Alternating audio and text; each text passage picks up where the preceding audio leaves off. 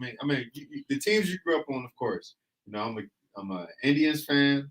I'm a Browns Cleveland fan. I'm a Cleveland baseball team. I'm a Browns fan. I'm not a Cavs fan. I'm a Cavs supporter.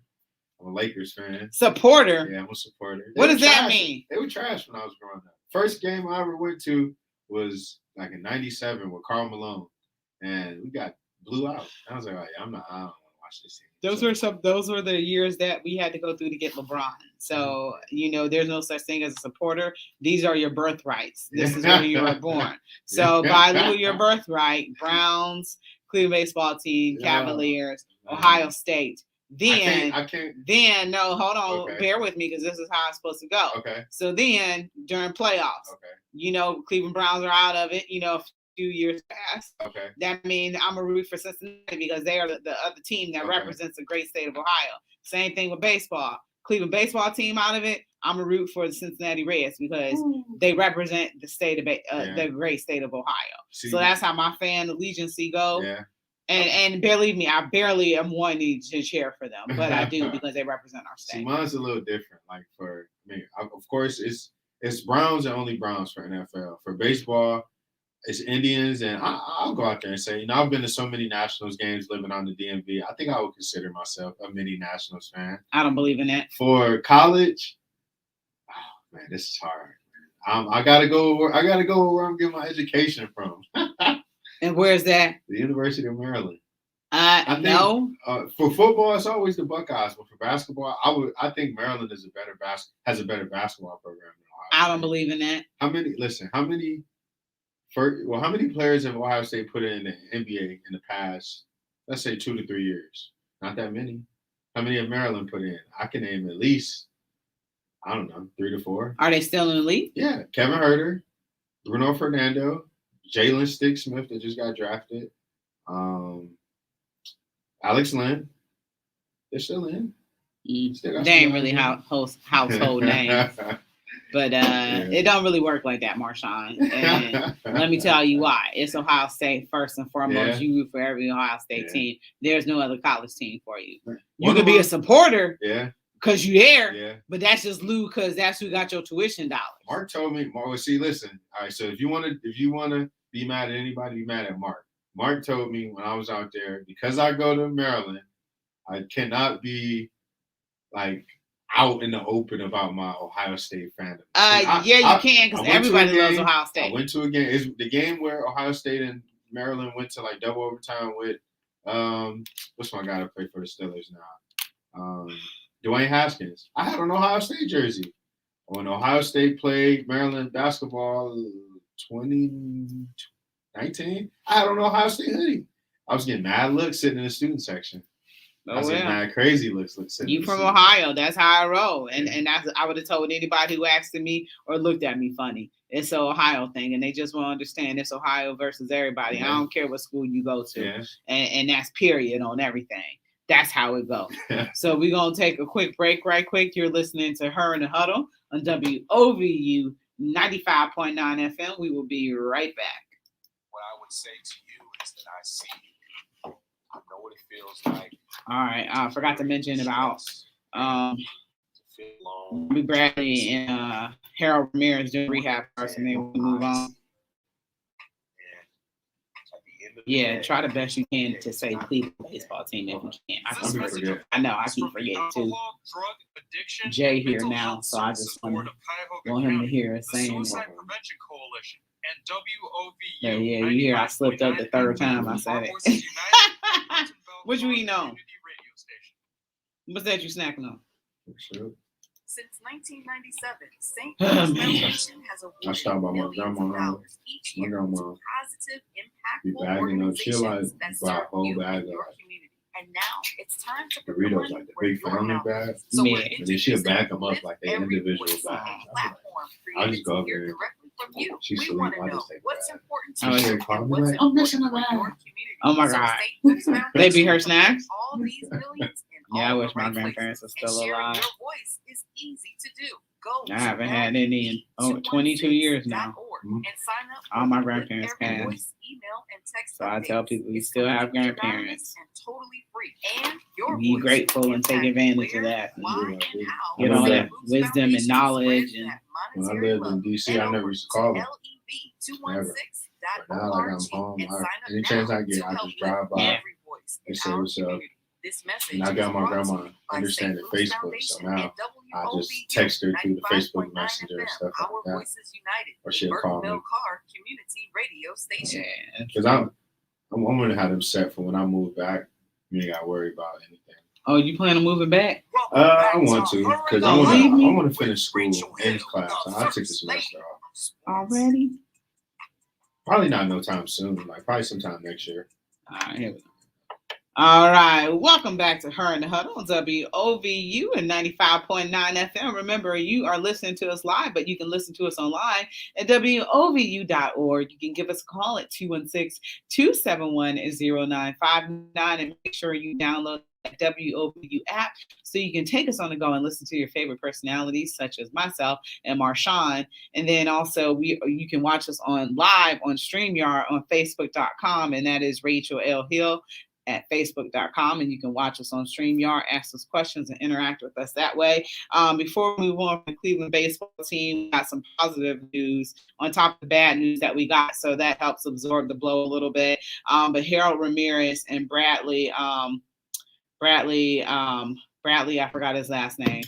Bobby Bradley both had rehab starts down in AAA. So hopefully that means that they are on the way to healing and being back up with this team, because we miss consistent bats in the lineup. So super excited that they are getting better. And you had Shane Bieber and Aaron Savali did have a rehab start. I know that Shane Bieber was on track to have a rehab start, but this is good news on top of some of the bad news that's been given. So that's a great thing. So moving on to football, man. So we got some suspensions that happened already. We just pretty much started. And, one of those guys that I think we talked about, did we talk about him on Monday? Davion Davis being a borderline guy? Yeah. That's a guy that I feel like, if lucky, could possibly make the team, but it's looking now more like practice squad. Okay. And that's okay, because practice squad, you can clear almost close to six figures. So I'd be a practice squad player. But some news broke out today as well this morning that he is going to be suspended for the next two games. So he's going to be suspended for the game against the Falcons, and also the game, if he were to be pulled up from the practice squad or anything like that, he would be suspended against the Kansas City Chiefs. And that is for a DUI that he had got in 2019 in Minnesota. I'm trying to understand why all of a sudden 2 years is this coming into play and not back when it first happened. So what say you about that, Marshawn, and this punishment and the time that it's happening? Well, he could play in game Sunday. He just can't play the first two games. The regular season games? Sunday, Okay. But I'm a little confused. Part of me wants to think that maybe this happened late in 2019. So you figure with all the COVID stuff happening, it kind of got delayed a little bit. That's what I'm hoping to think, but it's probably 9 times out of 10 that didn't happen. But I'm a little confused at why you now want to suspend him. If anything, you should have handled it last year when, all of that going on. But I mean, hey, it is what it is. He's going to be like I say, he's going to be a practice squad guy. So it's not really going to hurt the Browns per se.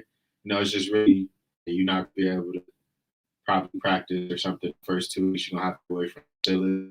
But I mean, he's had an outstanding camp with the Browns, so it seems like this is all. I think this was already behind him. Yeah. But it's kind of more like, all right, you got your punishment, 2 games. All right, we've moved on with it. Just take it and continue doing the greatness that you're doing. Yeah, it says that he violated the league's substance abuse policy, but he even played some games with the Vikings in 2019. So I'm like, they're like, he played 2 games with the Vikings, but he didn't catch a pass. and then he signed with us. And so far, he has 7 catches for 101 yards and a touchdown in 2 preseason games. So he's eligible to play for that preseason finale, but won't be able to practice or play once the suspension kicks in. So no practicing either, which is just unfortunate because, like we said, he's been a feel-good story of camp and somebody that you want to see make the team. So you don't think that this will hinder him from making the team at all? No, I mean, now with a few injuries happening on the team, I think I think it kind of pushed him aside to being that maybe going from maybe the Browns keeping 6 or 7 receivers to now they're maybe only keeping 5 receivers. So that kind of just pushes him to being a borderline making a team to all right, now you're for sure making a practice squad. And I mean, somebody like that, I would rather keep on the practice squad because you never know with COVID happening. Remember what happened last year when the whole wide receiver room missed the Jets game, New York Jets, which we still could have won that game. Yeah, somebody like Davion Davis, hopefully, if he's not close contact, could possibly step in and be a lifesaver for us. So, I mean, I'm keeping tabs of the guys that's having good preseasons and hoping that they stick around because I mean, if you're thriving like this and Stefanski's offense, it just speaks volumes about, can any player do good in this offense, in this scheme? Yeah, I think so. And once it got to 2014, we should have won that game because you were driving. But Kevin Stefanski he didn't run the ball enough that game. That's one of 2 games where that game and the game against the Chiefs where I feel like, it was rookie coaching. I can't knock him this year because, he turned the page on it, but just not enough running. He didn't trust his offensive line, which, I mean, the Jets' defensive line wasn't that good. So, I mean, and then also, I understand them because I don't know if you noticed last year, but, a lot of people tore their ACL in MetLife last year. Oh, really? So that could possibly be a thing, too. Yeah, MetLife had a lot of people with knee injuries. Hubbard had his knee injury at MetLife. Okay. So, I don't know. I'm trying to think outside the box, instead of always jumping down the throat. Oh, you didn't. But that game, once you got to 14 to 20 and you was driving and this was in the third quarter, there's no way that we should have lost that game. Yeah, no, for sure. Sorry, New York Jets. That game right there, I'm not gonna lie. I had this chart made. I'm a little nerd when it comes to scenarios. I had this chart made out which way the Browns could go in the playoffs, like how to avoid the Chiefs is pretty much what I called it. And if we would have won that game, we would have played the Chiefs first and the Bills next. Now, we would have met up with the Chiefs and the Colts first. That's the Chiefs. I was about to say. The Colts first and the Bills second. And we would have met up with the Chiefs possibly in the AFC Championship. But wasn't it because they reseed after that division game? After we lost that game, but when we finished, we won out. That's when we faced the Steelers twice and all like that, which I was trying to avoid, but hey, it worked out for it. It worked out in our favor. But I felt like it would have been much easier for us. I'm all about the easiest path in the playoffs. To beat the Colts first because we beat them already. Yeah. Then I still think that I don't care what nobody says. I think the Browns are a better team than Buffalo. I think so too. I think that would have beat Buffalo. Buffalo don't have a run game in my opinion. Josh Allen is their run game. So I think we would have beat Buffalo. Ground and pound, not have to throw the ball too much because I think their secondary is pretty good. But then we meet up with the Chiefs, and who knows? Who knows? Kevin Stefanski might run the ball down their throat that game, and never know. We probably get the Super Bowl, probably would have lost, but maybe we made it. Yeah, and you never know. Yeah, I know they say don't bet against Tom Brady, but you never know. You got a Cleveland Browns team who's never made it to the Super Bowl. They gonna ball out. Man, and you did it with Odell. Loaded, though. Tampa that's a Pro Bowl team. We loaded too. Yeah, but I mean we don't have, in my opinion, we could have some Pro top 15 receiver in Antonio Brown, Mike Evans. You said you don't feel like we got a top 15 receiver? No. I think I think we got 2 top 25 receivers until shown. So who you ranking higher, Odell or Jarvis? Really? If Odell get back to form, you ain't gonna rank him in the top 15 in the league? Because man, like Odell here it's not the same Odell. You know, like I'm used to seeing Odell 1,300 yards, flashy plays, but it just seemed like since he came here, he's just been injured. Yeah. You know, and I mean that's not a. I don't want that to be the end all be all like, oh, he doesn't have talent. Like he has talent, but I'm gonna have to go with the guy that's more available. You know, I'm gonna have to go with Jarvis. I'm gonna have to go with Jarvis. Is Jarvis the better receiver? Pure hands. No, yeah, I was about to say pure hands. Pure hands. Yeah, I don't think Jarvis is a better receiver. Yeah, based off talent, though, Odell. But what I'm saying is, when I'm speaking better for the Browns, I think it's Jarvis. Yeah, because it's contagious. Yeah, it's contagious. Yeah. But yeah, I told you my theory is that the reason why the NFL scheduled the Browns and the Chiefs to play that first game is because it is going to be a rematch in the AFC title game. This is what they're foreshadowing. So that's the reason why hopefully I think that they. You said hopefully it's here. Can you imagine First Energy Stadium, 8:25 game on a Saturday night? No, I think it will have to be a Saturday. No, it will be a Sunday. Yeah, it'll be a Sunday night. Yeah, Sunday night. We got the late game. The Browns. The Browns go to the Super Bowl. Because who knows? They have a new offensive line too. So who knows how that offensive line is going to perform throughout the year? Did you watch them against Arizona? No, I didn't. It looked like he was still in the Super Bowl. That line was not blocking.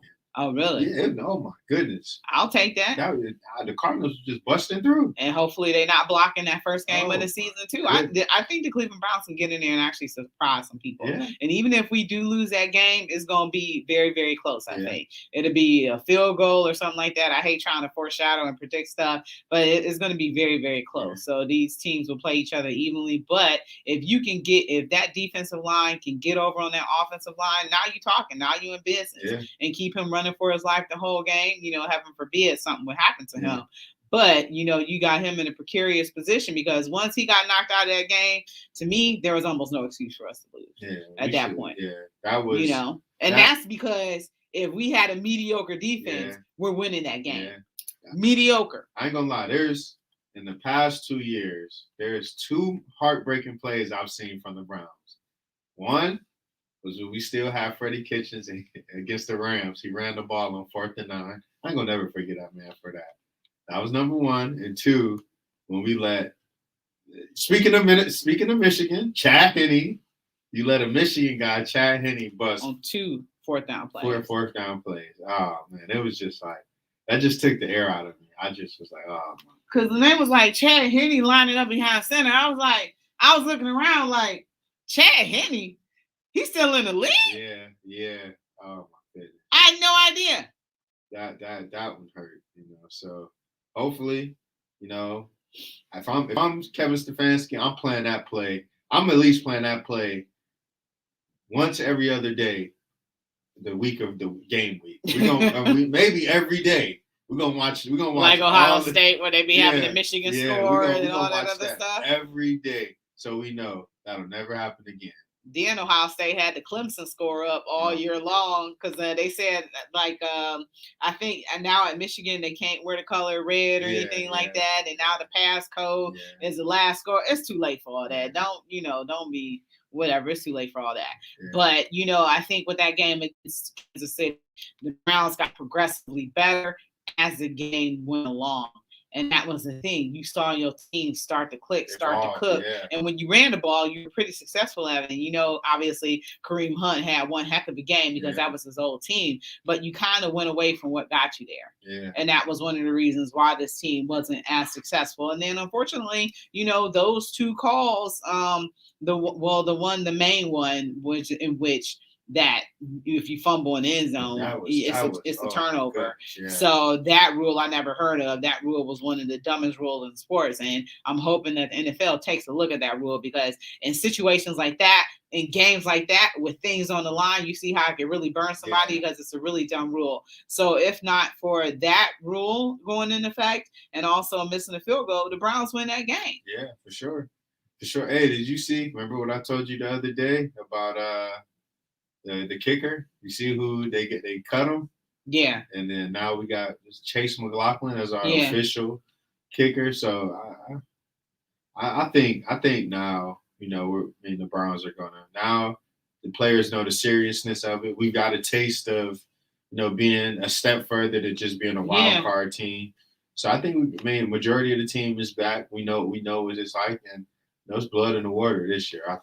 It's so funny now that our new rival is Kansas City, and people are kind of skipping over Baltimore, and they kind of skipping over Pittsburgh. And those are two teams that we still have to beat to get to where we want to get, because this team still has to get past Lamar. I still think Baltimore is a Raven. I mean, just a Raven. I still think Baltimore is a rival because of the simple fact of disrespect that Marcus Peters and Humphreys did last year, calling Odell and Jarvis' girlfriend.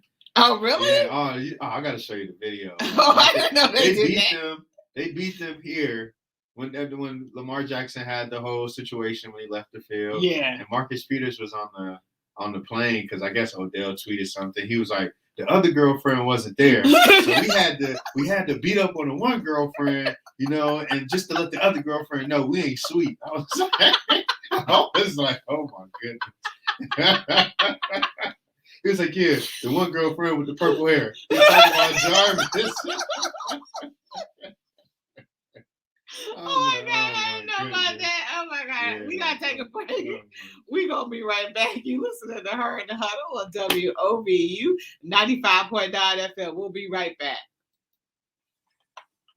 No, I missed it. Yeah, the one girlfriend that was there could be there because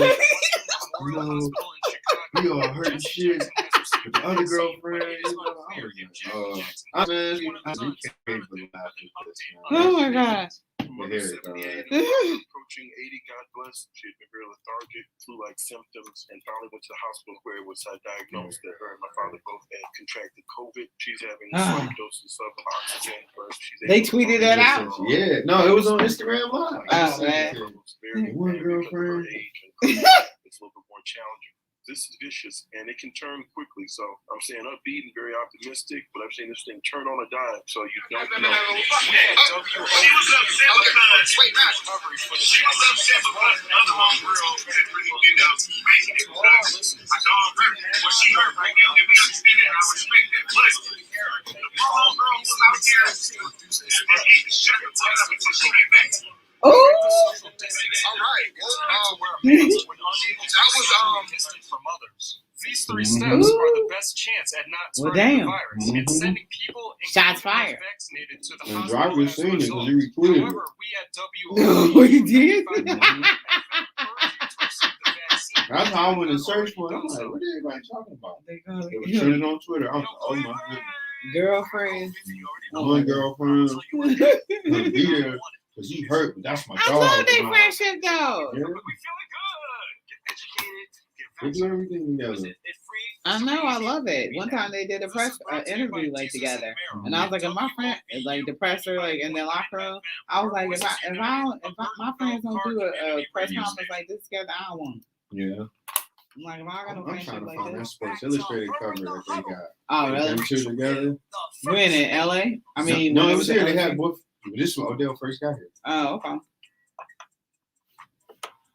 All right, welcome back to Her in the Huddle on WOVU and 95.9 FM. This is your girl Rachel Hill, the First Lady Sports, and I am here in studio with Mr. Marshawn Powers, and we're just talking about the tape that he has sent me about Jarvis and Odell. And I was like, if I don't have a friend like that, I don't want him, But moving on, so it looks like the LA Rams have acquired Sony Michel from the New England Patriots, who to add some much-needed depth at the running position.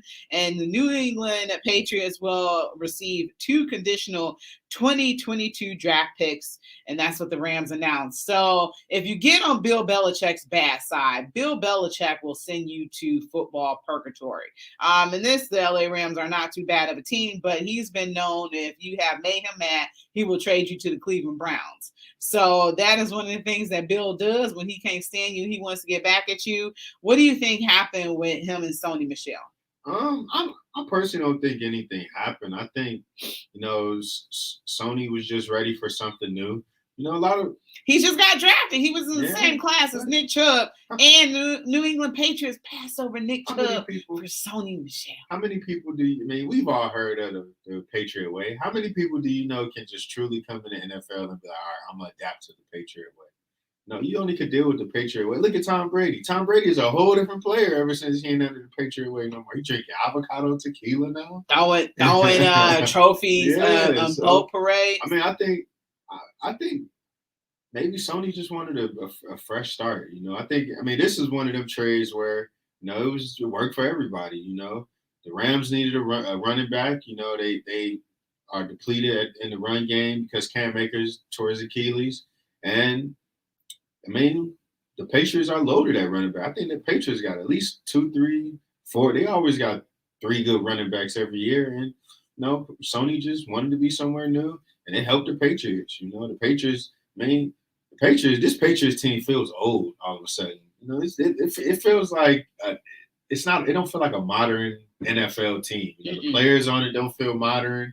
Feels like a 90s, early 2000s type of team, man. When they had Drew, Yeah. So I think the Patriots Drew Bledsoe. Yeah, just need to keep collecting draft picks and, you know, trying to modernize this team. You know, this you remember last year when they showed Bill Belichick's home with his dog Nike in the draft? His dog name is Nike? Yeah, his dog's name. Yeah, I was kind of confused when I found out his dog's name is Nike. But if you ever, man, it would be better understood if you ever seen that video of Bill Belichick's home. This team looks like his home. Okay. Old, like that Nantucket kind of vacation home in Maine. Like, you know, it's not really appealing. You know, it's got old furniture in it. This is what this team feels like. You got Cam on it, but you got an old version of Cam. Yeah. You know, you don't really have no popular receivers. You picked up 2 tight ends who are hurt right now. Offensive line is it don't really feel like a team that players are like, oh yeah, I want to go play for the Patriots now. It don't feel like that. Yeah, and it is not that anymore because they didn't make the playoffs, and obviously this team is not a team without Tom Brady, and it makes you wonder how regretful Bill is that they wouldn't do anything to re-sign Tom Brady, and then he leaves you. It wasn't like, you know, Tom Brady took a year off in the playoffs and didn't make it. He went and won a Super Bowl the next year. So that debate, does that settle that debate? Who needed who? Yes, yeah. I think that it just shows you can put Tom Brady pretty much anywhere. Yeah. You know, surround him with a good team. Yeah, as long as you surround him with a good team, you can pretty much put him anywhere. And, you know, Bill Belichick ain't got the mojo no more. You know, would you necessarily say that, or he just don't got people around him anymore? He don't have players. He don't have the. I'll put it to you like this. I ain't gonna say he don't have the mojo no more. That's disrespectful because defensively, he's always gonna have a good defense. I got to give Bill Belichick credit on that. Offensively, nah. Bill Belichick kind of feels like his team can win through defense. You know, which I mean, that's partly true, but I mean, now the type of NFL we're in now is. You know, teams are putting up 400-yard passes, 60-point games. Your defense ain't gonna score 60 points every game. So, I mean, right now, of course, I mean, you'll be foolish to say Tom Brady didn't win so far. But yeah, Brady's definitely on the other side of it, laughing with his 7th ring. Yeah, 7th ring. So Joe might 8 this year, man. You think so? Yeah, I think so. But he got to go through the Cleveland Browns to get it. See, why you always put me in these predicaments? Cause that's what I do. That's what I gotta do. Think you think it's short term. Good enough to be all right. You think it's short term. You ain't thinking long term. You ain't thinking long game. If the Browns and the Buccaneers met up in the Super Bowl, what if the Buccaneers don't even make it? The Buccaneers might not even make it. So if they don't make it, then of course I'm all in on the Browns. But the Buccaneers is a cheat team. The Buccaneers are low. That team is too loaded. That's unfair. They have a bad game and a bad, you know, they got a bad game too. It's hard. Yeah, come on now. And you know, Aaron Rodgers wants to get back in the playoffs. Who do you think that check to the refs is gonna be signed by? Tom Brady? I mean, yeah, we know on paper, but you never know. Once the Cleveland Browns, if they can make it past Kansas City, but that's the thing. I know this sounds weird, but I almost feel like they don't have to make it past Kansas City to get to the AFC title, to get to the Super Bowl. No, I don't. I mean, Kansas City is low key. It started back with Andy Reid's son getting that whole that like I told you before. That team is it won the Super Bowl, and it reminds me so much of the Patriots. They still celebrating it. You know, you got what's his name on the D line, the defensive end that's from here. I forgot his name. Got caught with the Uzi in LA in his birthday. Oh yeah. Yeah. Just call him Uzi, Lil Uzi Vert. You got him. See, I'm hip. I know who some of these rappers are. You know, I still don't believe that they, you know, strengthened in my opinion, their weakness last year, which was their secondary. You know, they got bullied in the Super Bowl. So I think if the Browns, if our receiver room stays healthy with Odell, Jarvis, Hollywood, DPJ, I guess you could put Schwartz in there now since he's back to practice. It's like pick your poison. I said it when Odell came. I don't know how you're going to guard that. That's too. If you put Odell in a slot next to a big man and put Jarvis opposite center and let them two work the middle of the field, good luck. Do you think they're playing anybody in the Falcons game? Are any of the starters playing? We'll find out Friday. I mean, if I had to throw a monkey wrench in it right now, take a guess, I'm going to say no.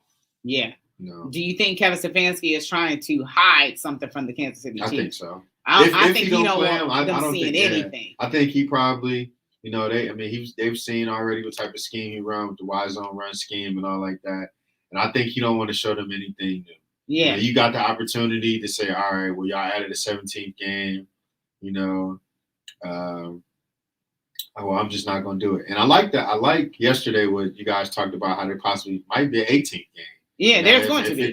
If it goes that route, you know, I mean, they ain't going to do nothing but just give teams another. I would say, all right, well, we're just not going to play our starters for the 2 preseason games. We're just going to play for the 18 games.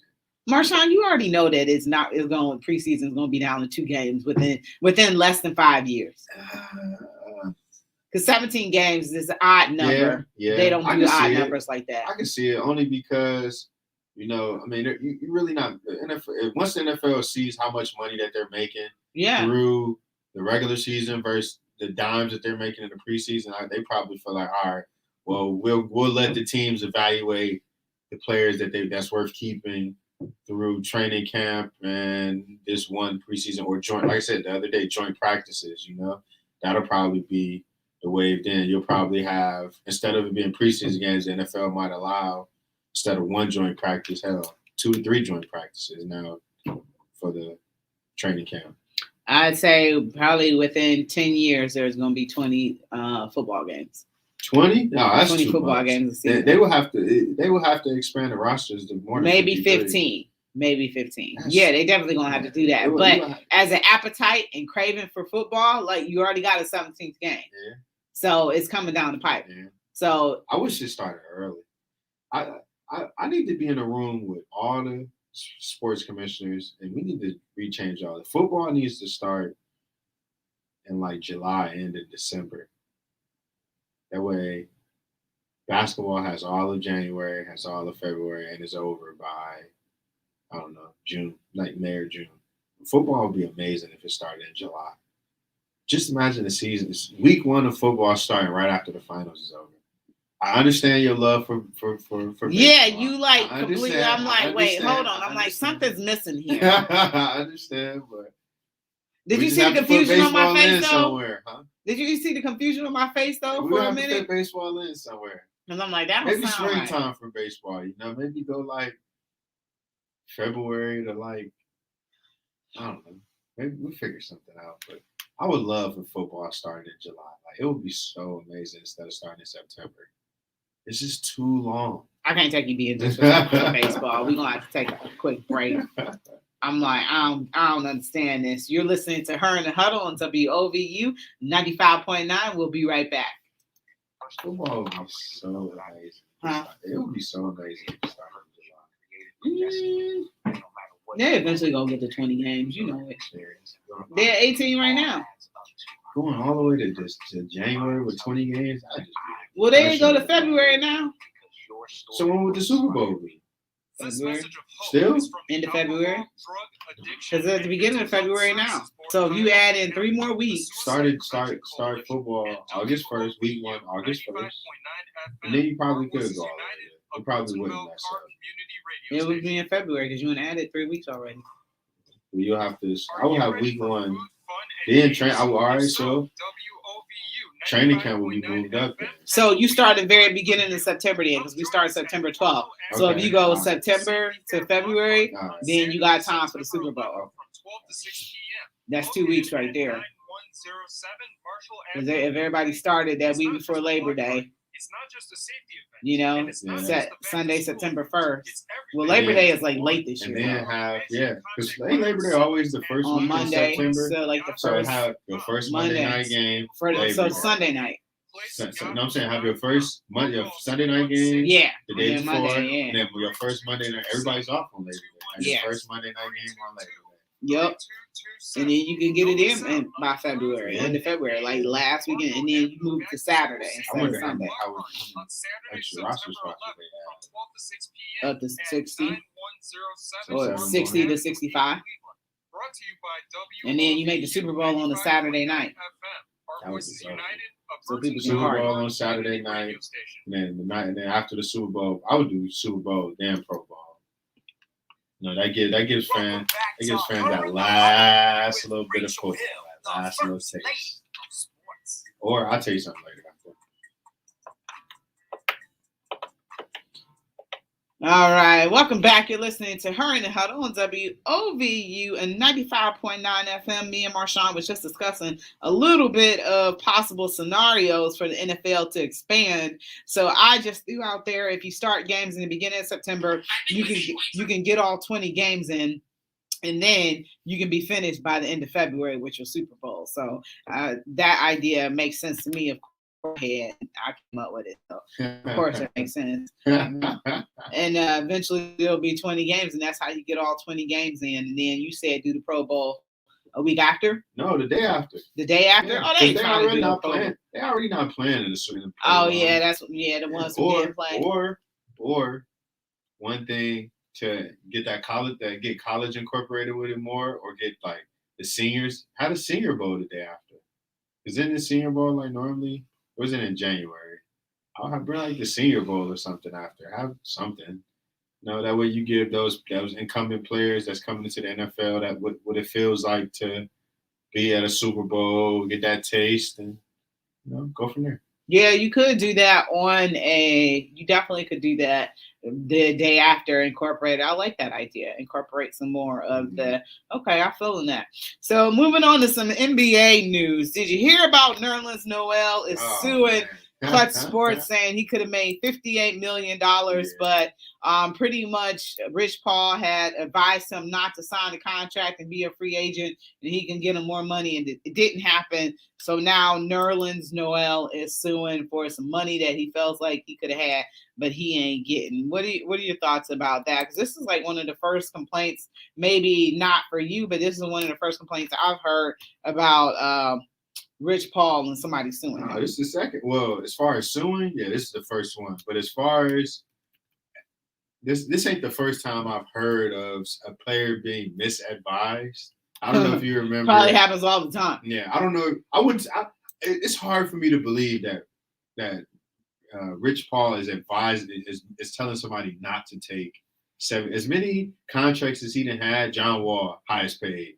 Draymond Green, highest paid. Tristan Thompson, a contract that I was like, oh my goodness, highest paid, $85 million all guaranteed. So it's hard for me to believe that. But with that being said, I don't know if you remember it was about 2 seasons ago when Marcus Morris came on to Clutch Sports, and he was originally going to sign with, I want to say, the Clippers, and they advised him to sign. Rich Paul advised him to sign with like San Antonio or something like that. Mm-hmm. So he ended up firing Rich Paul because he was going to sign a 1-year deal with San Antonio, try to get bought out, come over to the Lakers. It was something like that. I could be wrong, but I know the story I read was something around that nature. But so Marcus Morris ended up firing Rich Paul and ended up signing a deal with the Knicks, only to get bought out halfway through the season. Ended up with the Clippers. So the part about him misadvising him, so the people will stay away from, teams that's threatening to LeBron getting a ring or going to the finals. I've heard that before, but man, I don't think Nerlens Noel really got a leg to stand on. You know, I mean, apparently he was in the middle of two agents with his old agent, the one that negotiated the 4-year, $70 million deal with Dallas, and Rich told him don't do it, so he didn't do it. It's a lot of hearsay. He said. I think you know, Nerlens is kind of upset because Rich Paul want that $200,000 that he didn't get last season. So, all right, it's like, you want to do this? Well, I'm just going to go and say, I'm going to go countersuit. It's like a countersuit. You know, you didn't give me, you shorted me $58 million in contract sales, so I'm going to take you to court. Like, so how does that work? So I thought, well, I guess I should. That sounds stupid if I said I thought that the agent's fees was automatically deducted from the paychecks, but I guess not. I guess the person would have to turn around and pay the agent, but you would think that there would be something better in place so the agent get their money off the rip. Yeah, you know. I definitely.